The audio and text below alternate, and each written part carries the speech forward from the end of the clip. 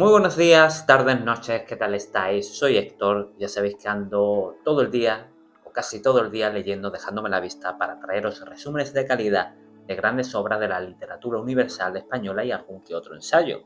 Hoy voy a continuar esta historia de la literatura universal y me voy a centrar en la literatura griega. La literatura occidental escrita arranca en Grecia. La mayoría de géneros, formas y tópicos que configuran nuestra tradición literaria nacen allí, entre los siglos VIII y IV a.C. Podemos establecer que el origen de la literatura griega está vinculado a determinados ritos religiosos. Vamos a dividir la historia griega en tres épocas: la arcaica, que va desde el siglo VIII a.C. al 6 a.C. Aquí encontramos la épica de Homero y Hesíodo, la lírica de Tictero, Arquíloco, Solón, Alceo, Anacreonte, Safo, Pindaro, y dentro de la prosa las fábulas de Esopo. Dentro de la época clásica, que va desde el V al IV a.C., tenemos en tragedia a Esquilo, a Sófocles y Eurípides; en comedia Aristófanes; en prosa científica Hipócrates; en historia Heródoto y Tucídides y Jonofante; en oratoria Alisías y Demóstenes; en filosofía Platón y Aristóteles. Luego me iré centrando en cada una de las épocas y me disculpáis si me equivoco en alguno de los nombres. Me puedo confundir a la hora de leerlos. Ya en la época helenística, que va del siglo III al I a.C., tenemos la comedia nueva con Meandro, la epopeya con Apolonio de Rodas; en lírica destacamos a Teócrito; en historia Plutarco; dentro de la novela tenemos a Luciano de Samosata, Longo y Heliodoro. Y recordad también que tenéis la lista de reproducción con mitos griegos por si os interesa. Vamos a profundizar. La poesía épica griega. En la literatura clásica hay tres géneros: lírica, épica y drama. La épica es el más antiguo. El término procede del nombre griego epos, que significa narración. Estamos ante una poesía narrativa que relata las hazañas de los héroes del pasado y es obra de un aedo, un cantor que recopila y da forma a dichos relatos. Crea su obra en cada vez que tiene la oportunidad, va creando su obra. Los rasgos esenciales de esta poesía son los siguientes. 1. Relata grandes gestas del pasado. Se relaciona con la historia griega. El protagonista es un héroe. Introduce temas mitológicos y los dioses suelen intervenir, como ya veremos en la Odisea y en la Ilíada.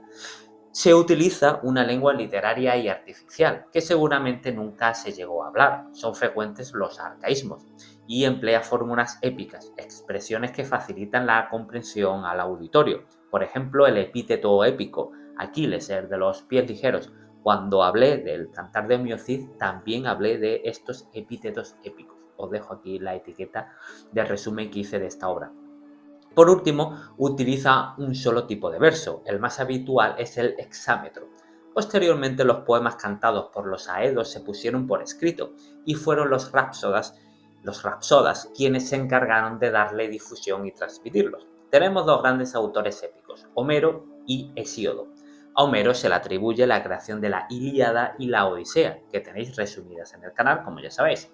Voy a esquematizar cada uno, pero para profundizar, pues tenéis los vídeos. La Ilíada, el argumento es el siguiente. En plena guerra entre Troya y Grecia, Aquiles se enfada con Agamenón porque le ha quitado una esclava llamada Briseida. Decide no luchar con los griegos, pero su buen amigo Patroclo es asesinado en el combate por el héroe troyano Héctor, por lo que Aquiles decide volver a la batalla y vengarse matando al héroe troyano. Las características de la Ilíada. La unidad de la obra se mantiene con la idea de cantar la cólera de Aquiles. La acción es el centro de la atención del creador. Se ensalza la humanidad de los guerreros frente a la naturaleza. El espacio y tiempo son imprecisos. Se consigue, mediante la alternancia de tensión y distensión, una tensión narrativa. Se emplea el epíteto épico, que ya sabéis lo que es, y las comparaciones activas. Los dioses toman partido. Todo el rato los dioses van tomando partido por los distintos héroes o por las dos partes de la guerra. La Odisea relata el regreso de Odiseo, Ulises para los romanos, a su patria Ítaca tras la guerra de Troya. Este viaje dura 10 años, ya que tiene una serie de percances Odiseo al sufrir la ira de Poseidón, pero también es cierto que tiene la protección de Atenea. La estructura de la Odisea es la siguiente: la telemaquia, que abarca los cantos del 1 al 4, protagonizada por Telémaco, hijo de Odiseo, que busca noticias sobre su padre. La verdadera Odisea, de los cantos 5 al 12, en la que Odiseo tiene que vencer los obstáculos que se le presentan, los peligros del mar, los cíclopes, Calipso, las sirenas, Circe, etc. Y por último, la venganza en Ítaca, que Odiseo, termina matando a todos los pretendientes de su esposa Penélope. Ahora nos vamos a la teogonía, nos vamos a Hesíodo. Hesíodo enaltece los principios éticos y condena las erradas conductas humanas, tan diferentes de la ejemplar manera de decir y obrar de los dioses. La teogonía es un poema mitológico compuesto por 1022 hexámetros que pretende ordenar los dioses griegos. La naturaleza humana, la de los dioses y la de los hombres, según Hesíodo, se asientan en la ley, no en la guerra. Otra obra de Hesíodo es Los trabajos y los días, que recoge preceptos sobre la labranza, navegación, máximas morales, religiosas y un calendario donde se marcan los días propicios y adversos. Hesíodo exalta el valor del trabajo como nueva fuente de virtud y la justicia como norma suprema. Nos vamos a la poesía lírica griega. Tras los aedos y los rapsodas, surgen los poetas líricos, que ofrecen al auditorio sus sentimientos, sus amores y sus penas y sus alegrías. La poesía es recitada al son de una lírica, al son de una lira, de ahí viene la palabra lírico. Las características de la lírica son: es una poesía subjetiva que muestra la vida íntima del poeta o de la colectividad, canta hechos del presente, ofrece composiciones breves con variedad de temas, religiosos, políticos, amorosos, etc. Diversidad de métricas y distintas modalidades dialectales. Su ejecución es personal, cantada por un solo poeta o solista, pero también puede ser coral. Ya os cité a varios poetas antes, pero podemos destacar muchos como Safo de Lesbos, poetisa del amor en todas sus vertientes, o Salón de Atenas, político y legislador, uno de los 7 sabios de la antigüedad, que mezcla el patriotismo con el honor, la justicia y el sentido de la mesura. Nos vamos al teatro griego. El teatro griego tiene un origen ritual, nace del contexto de alguna fiesta religiosa. Los géneros teatrales básicos son la tragedia y la comedia. Veamos algunas de las características. En la tragedia, los temas se basan en la mitología o la épica, se centra en el destino, la culpa, el castigo divino. La acción dramática se basó en el sufrimiento por un conflicto y termina con el fallecimiento del héroe o de alguno de sus familiares y amigos. Los personajes son héroes o dioses que sirven de base para hablar de problemas de la existencia y la relación del hombre con su destino, con el mundo. El héroe personifica valores humanos y se enfrenta a conflictos de difícil resolución. El espectador, al identificarse con el héroe, vive una purificación o catarsis que le permite liberarse de sus propios sufrimientos.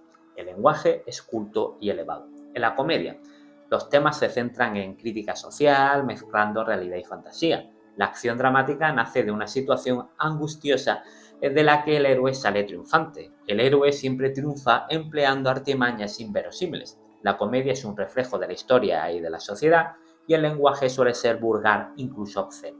La estructura de la obra teatral es la siguiente. La tragedia se dividía en un prólogo en el que varias personas informan sobre lo que pasará después en la acción, y a continuación entra el coro y la orquesta cantando. En segundo lugar estarían los episodios o escenas donde los actores plantean la acción dramática. En tercer lugar tendríamos el éxodo o desenlace final de la acción. La comedia también tiene un prólogo, episodios y éxodo, pero también ofrece parábasis. Esto era una escena hacia la mitad de la obra en la que el escenario quedaba vacío de actores, el coro se quitaba la máscara y hablaba al público en nombre del autor para abordar problemas de la ciudad o criticar a otros autores u opositores. Veamos algunos ejemplos. Por ejemplo, dentro de la tragedia tenemos a Esquilo.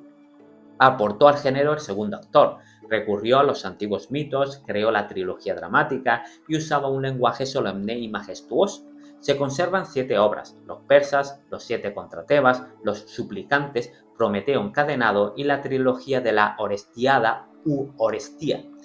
Esquilo pretendía analizar un examen de la condición del hombre a partir de una desgracia y del sufrimiento del inocente. Tenemos a Sófocles. Según él, existen 2 áreas o 2 mundos: el de los dioses, que determina el rumbo de los humanos, y el de los humanos, que debía seguir la dirección marcada por la esfera divina. Para Sófocles, la naturaleza humana está caracterizada por el sufrimiento y la posibilidad de error, por eso debe someterse al imperio divino. En caso de conflicto entre estos dos mundos, siempre debe prevalecer la norma divina. También la ciudad debe someterse a los dioses. Sófocles introduce una serie de innovaciones que son el germen del teatro moderno. Introduce al tercer actor, ofrece diálogos más vivos e incrementa el protagonismo de los actores, restándole al coro. Algunas de las tragedias son Ayas y Antígona, Edipo Rey, Electra y las Traquinias. Antígona y Edipo Rey, consideradas como paradigmas de tragedia clásica, las tenéis resumidas y comentadas en este canal. Os paso la etiqueta. Otro autor, Eurípides, se aleja de los principios ideológicos de Esquilo y Sófocles. Tiene preferencia por aspectos de la vida humana como la política, la religión o la moral. Se aleja de los grandes héroes de las tragedias anteriores para acercarse a personajes sociales de poca importancia. Prefiere acentuar el sufrimiento frente al conflicto que recreaba Sófocles.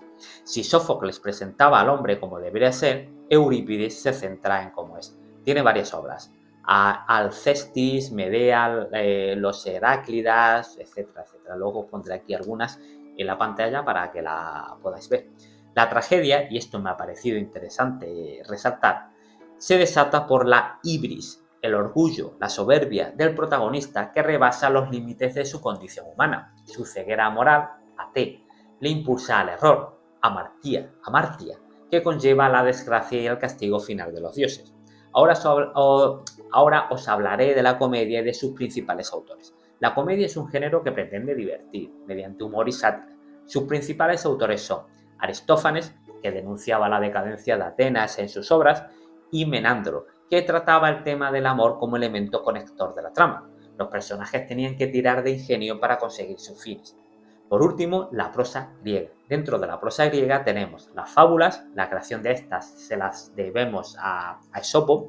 La fábula es un relato breve protagonizado por animales, dotados de capacidades humanas, de los que se podría aprender una lección moral. Otro género dentro de la prosa es el tratado médico. Aquí el maestro era Hipócrates, padre de la medicina. No olvidemos la filosofía. Sócrates, Platón y Aristóteles fueron los grandes filósofos griegos. Tenéis resúmenes de la República de Platón y la Política de Aristóteles, por cierto. Sócrates no nos dejó nada escrito, así que lo que sabemos lo sabemos por Platón. Como os comentaba, ya tenéis los resúmenes. Otro género dentro de la prosa es la oratoria y, para concluir, la historia, en el que destacan tres figuras: Heródoto, Tucídides y Genofonte. Y hasta aquí este repaso a la literatura griega. Si te gustó el vídeo, por favor, dale a like, repartid vuestro amor compartiendo este vídeo con amigos y familiares y, por favor, suscribíos al canal si no lo habéis hecho ya. Muchas gracias y hasta la próxima.